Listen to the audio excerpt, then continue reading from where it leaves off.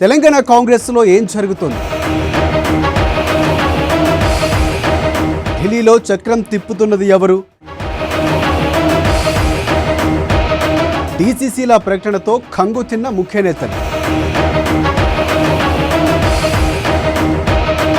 CM Revanth చుట్టూ కుట్రలు. కుట్రలు పసిగట్టి సీఎం రేవంత్ షాక్ ఇవ్వబోతున్నారా?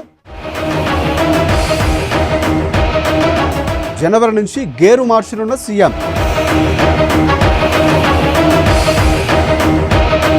కొత్త టీంతో దూకుడు పెంచేలా సీఎం వ్యూహరచన చేస్తున్నారా?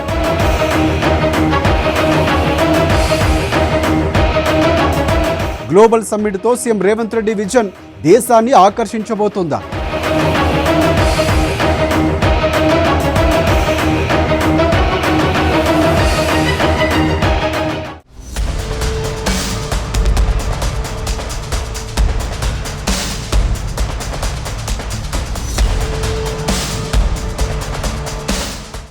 కాంగ్రెస్ పార్టీ అంటేనే చిత్ర విచిత్రాలు జరుగుతూ ఉంటాయి. అధికారంలో ఉన్న రాష్ట్రంలో తానంతట తాను బలహీనపరుచుకోవడం ఎలాగో కాంగ్రెస్కు తెలిసినంతగా మరే పార్టీకి తెలియదన్న నానుడి చాలా కాలంగా ఉంది. కాంగ్రెస్ నుంచి పుట్టిన అనేక పార్టీలు మనుగడలో ఉన్నాయి.